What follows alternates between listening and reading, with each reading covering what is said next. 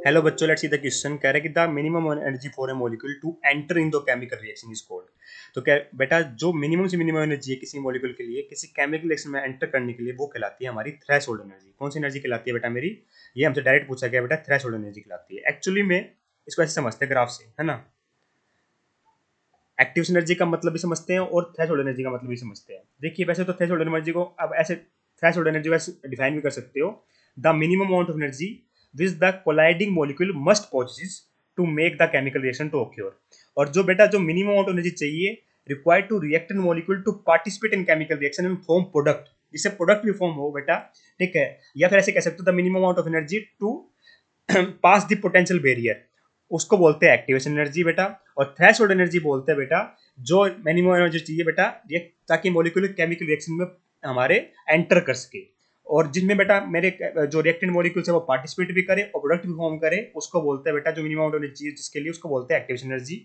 Actually में आप ऐसे समझिए कि तो जो मेरी थ्रेशोल्ड एनर्जी होती है ना बेटा, वो हमारी सम होती है बेटा जो रिएक्टेंट की इनिशियल एनर्जी होगी, इनिशियल एनर्जी ऑफ रिएक्टेंट। ठीक है, initial energy of reactant plus activation energy, इन दोनों का जो सम होगा बेटा वो कहलाएगा थ्रेशोल्ड एनर्जी। क्या कहलाएगा बेटा मेरा? थ्रेशोल्ड एनर्जी कहलाएगा, है ना। तो देखिए, मान लीजिए मैं आपको ग्राफ से समझाता हूँ। ये मेरी एनर्जी का एनर्जी होगी बेटा, इसका डायरेक्शन कोऑर्डिनेट है।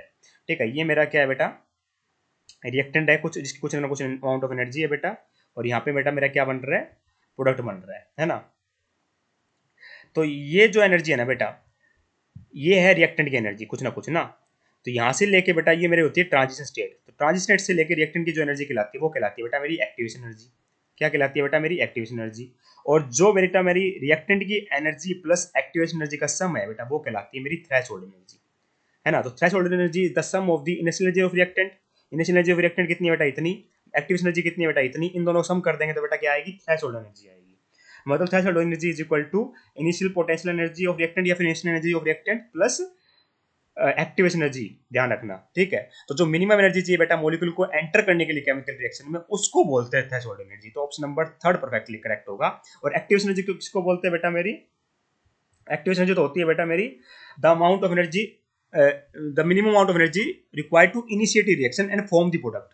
ठीक है, थ्रेशोल्ड एनर्जी किसके लिए बेटा? तक मॉलिक्यूल एंटर कर सके केमिकल रिएक्शन में, है ना। तो ये होता है बेटा मेरा। थ्रेशोल्ड एनर्जी होती है sum of the initial energy of reactant, कुछ ना कुछ एनर्जी होगी बेटा रिएक्टेंट की, वो एनर्जी प्लस बेटा मेरी एक्टिवेशन एनर्जी का सम कर देंगे तो थ्रेशोल्ड एनर्जी हमें मिल जाएगी। हेंस ऑप्शन नंबर थर्ड यहाँ पे करेक्ट होगा बेटा। बात करें बेटा काइनेटिक एनर्जी, तो due to movement of molecules होती है बेटा। ठीक है, potential energy due to by virtue of position होती है बेटा। तो option number third perfectly correct होगा बेटा यहाँ पे। I hope you understand the answer. Thank you so much. एक कुछ ध्यान रखना बेटा, ये कंप्लीट है यहाँ तक ऊपर तक। ठीक है, ये ना थोड़ा अच्छे से बना देता हूँ मैं। यहाँ तक कंप्लीट है बेटा, यहाँ तक इस बात का ध्यान रखना। तो option number third is correct here. I hope you understand the answer. Thank you so much.